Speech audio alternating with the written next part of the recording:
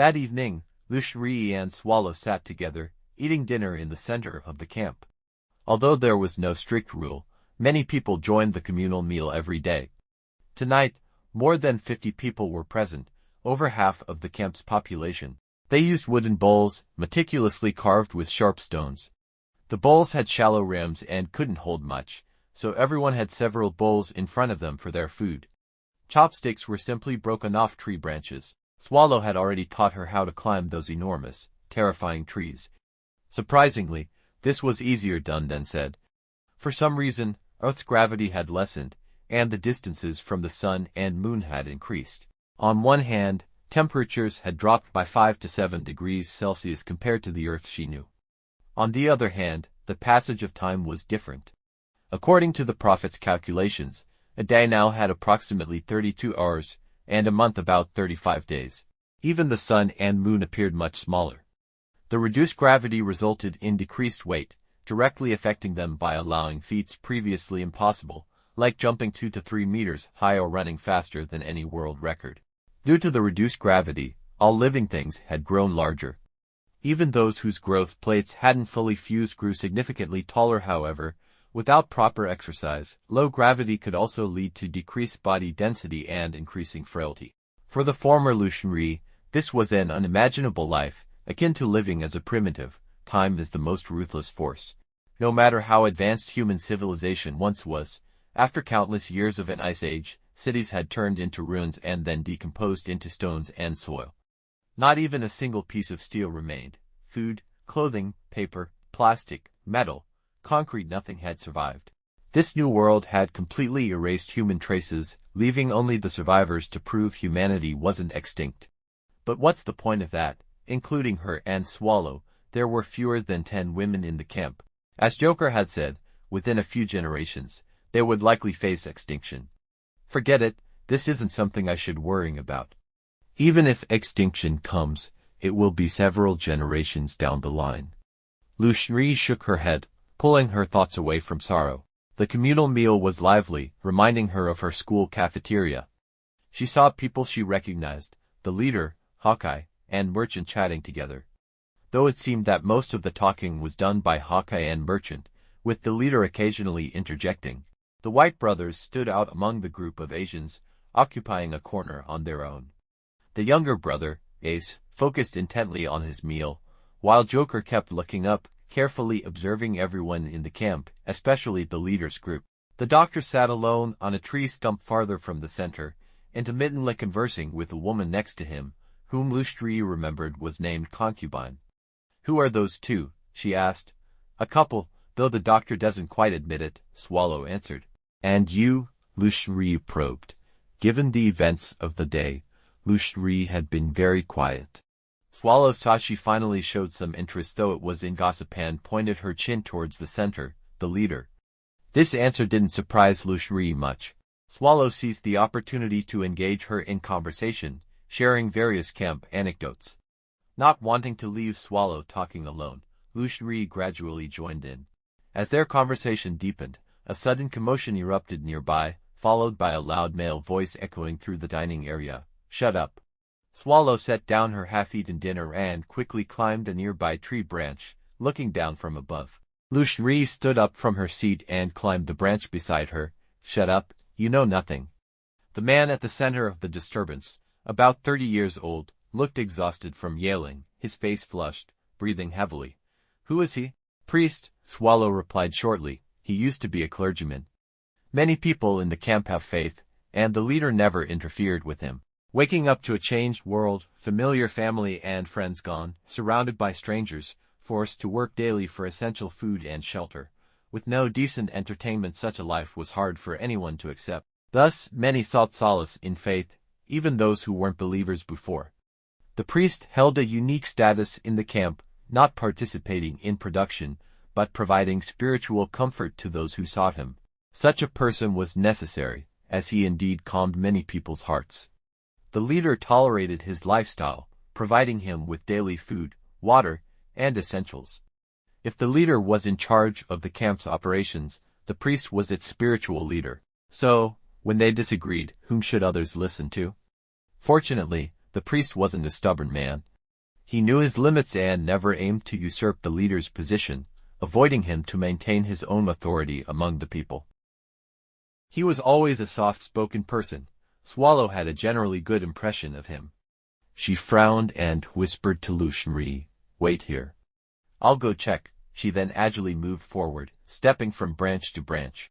Lucian hesitated but didn't obey, following Swallow clumsily. After nearly slipping, Swallow sighed and took her hand, leading her forward. By the time they got closer, the leader, Hawkeye, and Merchant were already moving towards the priest. Seeing his state, everyone knew something was wrong. The doctor also moved forward.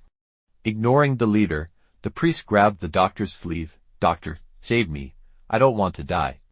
Lucian, observing from a nearby branch, saw that the priest looked like a madman. The doctor clearly disliked being grabbed and felt a chill from the priest's desperate gaze, like he was clutching his last straw. He wanted to pull away but sensed worse consequences if he did, so he steadied himself and asked calmly, "What happened?" The priest raised his wrist. I saw black spots. There was nothing on his wrist." The doctor glanced at the leader, then reassured the priest, "No, look closely. There's nothing there. You're probably just stressed." "No." The priest, seeming to lose his last hope, released the doctor and shouted, "No. I saw it. I don't want to die." "You won't die. You know, even if it were black spots, not everyone dies from them. What's the difference?" The priest smiled, but it was a twisted smile. Softening his tone, he said, "What's the difference? Dying or turning into a demon, it's enough. Everyone treats me as their emotional trash can, but who do I talk to about my problems? No one listens, no one believes me, so it's enough. This life is meaningless. This is hell. God has abandoned me. Yes, this is hell." "Ah." "Hawkeye, restrain him." The leader's voice overshadowed the priest's scream. "Don't look." Swallow suddenly covered Lucian's eyes. Though she couldn't see, she heard the priest's scream abruptly stop. Lucian swallowed and gently grasped Swallow's hand, moving it away without much resistance. The priest lay on the ground, his neck cut, blood pouring out, severing his windpipe. He didn't die immediately, but twitched, blood foam splattering from his windpipe. Hawkeye knelt beside him, holding a long, white, knife-like object stained with fresh blood. Strictly speaking, Lucian had seen scenes of bloodshed in various media, but this was her first time witnessing it firsthand. Though not religious, she knew that believers couldn't commit suicide, especially clergy. "He's beyond saving," Swallow said dryly, clearly not her first time seeing such a scene. "With our current medical conditions, we can't stop his bleeding." Lucian gripped the branch tightly. Though she knew she had lost much since waking up, Swallow's care had ensured she didn't worry about food or shelter. Now she suddenly felt the vulnerability of humans without technological civilization. Such an injury, though terrifying, wasn't difficult to treat in the past. But now, they could only watch him die. Lucian watched the blood foam from the priest's windpipe gradually decrease. It seemed he was choking on his own blood, twitching until he couldn't move anymore. Watching someone die was extremely distressing, her chest feeling stifled, her heart pounding rapidly. That night, Lucian had a dream. She and Swallow were resting in their room when the leader came in, asking them to follow him. Swallow, of course, didn't object, and Lucian followed them up a tall building. If she were awake, she would have questioned why there were still signs of civilization in this world. But in the dream, she unquestioningly followed them to the top floor. They climbed over the railing, following the leader along a narrow path with no barriers on either side, dozens of meters high. She clung to the ropes used for decoration, trying to maintain balance. A few meters ahead, they saw the priest happily swinging, gripping the ropes, his feet resting on knots, as if he were on a swing.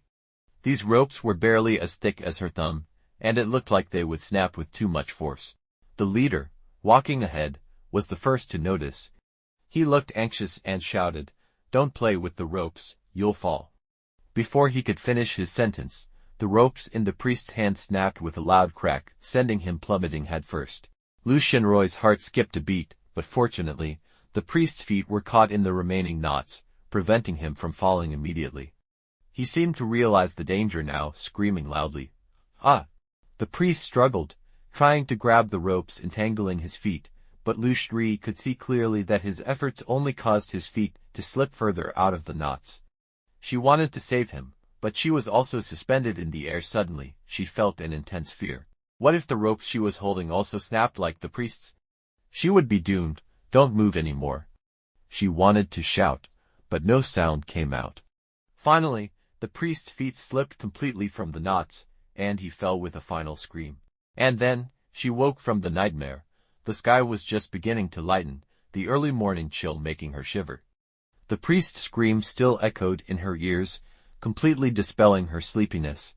For the first time, she realized that the sound of someone facing death, whether a man or a woman, wasn't all that different. It wasn't as high-pitched or sharp, but it made people instinctively fear and shiver. But what frightened her the most was the sudden cessation of that final scream.